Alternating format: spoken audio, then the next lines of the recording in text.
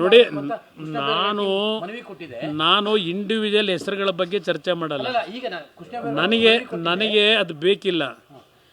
ಈಗ ಪಾಪ ನಮ್ಮ ಒಕ್ಕಲಿಗರ ಸಮಾಜದ ಮೇಲೆ ಪಾಪ ಏನು ಸ್ವಾಭಿಮಾನ ಹುಕ್ಕಿ ಹರಿತಾ ಇದೆ ಅಲ್ವೇ. ಇವತ್ತು ನಡೀತಾ ಇದೆಯಲ್ಲ ದೇವೇಗೌಡರ ಮೇಲೆ ಮೈಸೂರು ನಗರದೊಳಗೇನೆ ಚಪ್ಪಲಿ ಯಾರು ಹಾಕಿ ಮೆರವಣಿಗೆ ಮಾಡಿಸಿದ್ರಲ್ಲ ಫೋಟೋಗೆ, ಎಲ್ಲೋಗಿತ್ತು ಅವತ್ತು? ಎಲ್ಲೋಗಿತ್ತು ಇವರಿಗೆ ಒಕ್ಕಲಿಗರ ಸ್ವಾಭಿಮಾನ? ನಾನು ಕಾಣದೇ ಇರೋದ? ಇವತ್ತು ಒಕ್ಕಲಿಗರ ಸ್ವಾಭಿಮಾನನ ಯಾವ ರೀತಿ ಹಾಳು ಮಾಡ್ತಾ ಇದ್ದೀರಿ?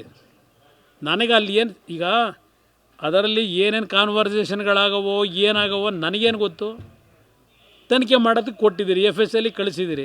ಅದೆಂಥದೋ ಮತ್ತದೆಂಥದೋ ಹೇಳೋರು. ಸ್ವಾಮೀಜಿಗೆ ಬೇರೆ ನಾನು ಮತ್ತು ಅಶೋಕ್ ಅವರು ಸಾಫ್ಟಾಗಿರಬೇಕು ನೀವು ಅಂತೇನೋ ಹೇಳಿದೀವಂತೆ, ಸಾಫ್ಟಾಗಿರೋಕೆ ಹೇಳಿದೀವಂತೆ.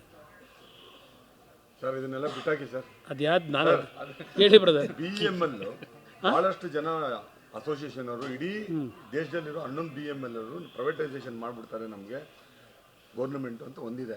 ಎರಡನೇ ಪ್ರಶ್ನೆ ಏನಂತಂದ್ರೆ, ಕೇಂದ್ರ ಸರ್ಕಾರದ ಇಂಡಸ್ಟ್ರೀಸ್ ಏನಿದೆ ಆ ಲ್ಯಾಂಡ್ನ ಬಹಳಷ್ಟು ಜನ ಎನ್ಕ್ರೋಚ್ಮೆಂಟ್ ಮಾಡ್ಕೊಳ್ತಾರೆ, ಇನ್ಕ್ಲೂಡಿಂಗ್ BGML ಸೇರಿ. ಇದಕ್ಕೆ ಒಂದು ಸರ್ವೆ ಆಗಬೇಕು. ಇನ್ನೊಂದು BML ಪರಿಸ್ಥಿತಿ ಏನಿದೆ ಸರ್? ಈಗ ಬ್ರದರ್ BML ನನಗೆ ಬರಲ್ಲ, BHEL ನನಗೆ ಬರುತ್ತೆ. ನಾನು ಕೇಂದ್ರದಲ್ಲಿ ಮಂತ್ರಿ ಆದಮೇಲೆ ಆದಷ್ಟು ಇವತ್ತು ಯಾವ PSU ಯೂನಿಟ್ಗಳಿದೆ ಕ್ಲೋಸ್ ಆಗಿಬಿಟ್ಟಿದ್ದಾವೆ, ಅದಕ್ಕೆ ಒಂದು ಲೈಫ್ ಕೊಡಬೇಕು ಅಂತೇಳಿ ಶ್ರಮ ಆಗ್ತಾಯಿದ್ದೇನೆ.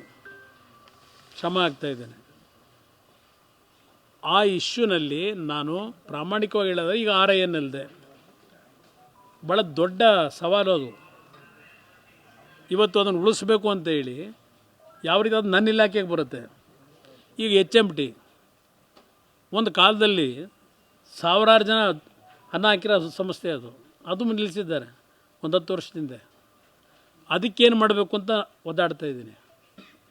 ನನ್ನ ಒಂದು ಕನ್ಸರ್ನ್ ಇರ್ತಕ್ಕಂಥದ್ದು, ಇವತ್ತು ಕೇಂದ್ರದಲ್ಲಿ ಏನು ಮಂತ್ರಿ ಆಗಿದ್ದೇನೆ, ರಾಜ್ಯದಲ್ಲಿರೋದಿರಲಿ ದೇಶದಲ್ಲಿರಲಿ. ಯಾತಿಗೆ ನಾನು ಮೊನ್ನೆ ಛತ್ತೀಸ್ಗಢಗೆ ಹೋದೆ, 2 ದಿನ ಪ್ರವಾಸ ಮಾಡಿದೆ. ಈಗ ನನಗೆ ಹೊರಡ್ತಾ ಇರೋದು ನಾಗಾಲ್ಯಾಂಡು, ಅಸ್ಸಾಮು, ಅರುಣಾಚಲ್ ಪ್ರದೇಶಕ್ಕೆ ಹೋಗ್ತಾ ಇದ್ದೀನಿ. ಈಗ 3 ರಾಜ್ಯಗಳಿಗೆ ಭೇಟಿ ಕೊಡ್ತಾ ಇದ್ದೇನೆ.